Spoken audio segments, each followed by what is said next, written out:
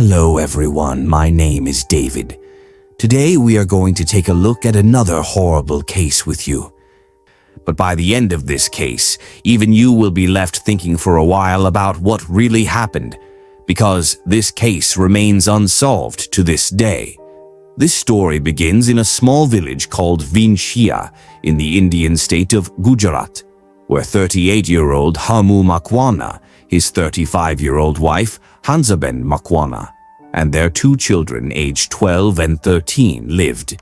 Before we move ahead, let me tell you that Vinchia village is located in the Rajkot district of Gujarat, a district known for its traditional handicrafts. However, the Makwana family were farmers, and they owned some cows and bulls as well as 3 of their own farms. This family had always lived a very simple life, and their basic needs were met through farming. In addition, Hemu and Hansa's 2 children went to a nearby government school. This small family was a very happy one, and their children had no chores after school. They would come straight home from school and then go out to play.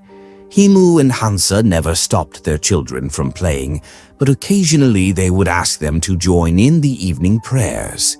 Although kids that young don't usually pay much attention to prayers and devotion, Hemu and Hansa were such devoted worshippers that their children, watching them, would also participate in the evening prayers every day. Now, in the area where Hemu and Hansa's family lived, there were some other farmers as well. Most of the houses there were made only of mud and bricks, and next to these houses a shed was typically built to tie up cows and bulls. Hemu's brother lived just a short distance from where Hemu and Hansa's family lived, and his house was the only one in the area built with bricks and cement. Also, right next to Hemu and Hansa's house, their parents lived. It was Hemu and Hansa's responsibility to take care of them. But every child has that one person in their family or relatives to whom they feel especially close and with whom they feel very comfortable.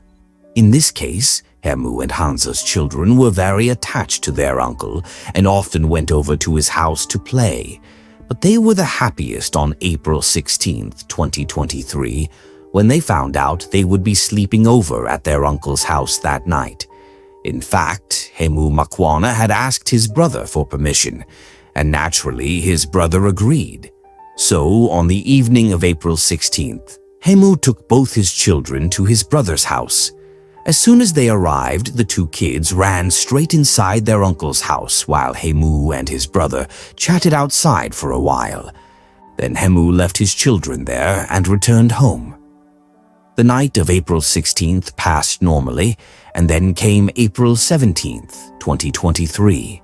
Hemu's children had their breakfast at their uncle's house and continued playing there until noon. But when they returned home for lunch, they couldn't find their parents anywhere.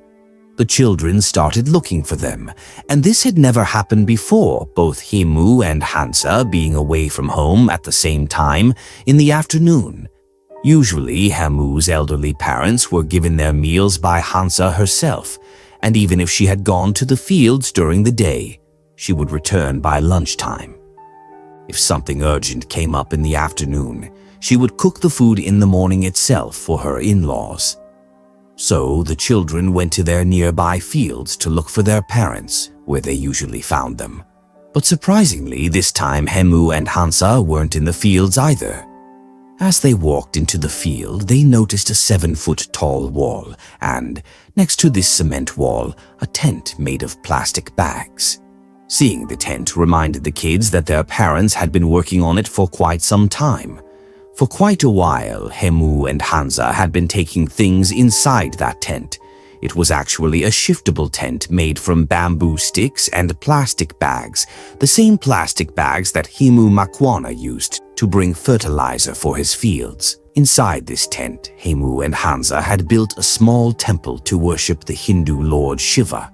Along with that, there was also a designated spot for performing a fire ritual, Havan, in this small temple, which was quite a surprising detail.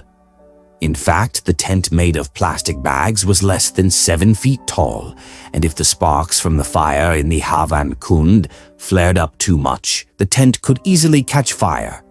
Now, before we proceed further, let me tell you that a Havan Kund is a sacred container, typically made of copper and brass, used in Hindu rituals for the fire ceremony known as Hawan or Homa. Besides this, there was a garland of flowers at the spot, red vermilion powder, a large knife, and some fruits placed there as well. But the strangest thing inside the tent was a guillotine. And from the looks of it, it was clear that Himu and Hansa had built it themselves. Next to this guillotine, there was also a rope that could easily be pulled with both hands. Now, having such a dangerous device at a farmer's home was shocking to everyone. But when Himu and Hansa's 2 children went inside that tent, they did see their parents, but sadly their heads were separated from their bodies.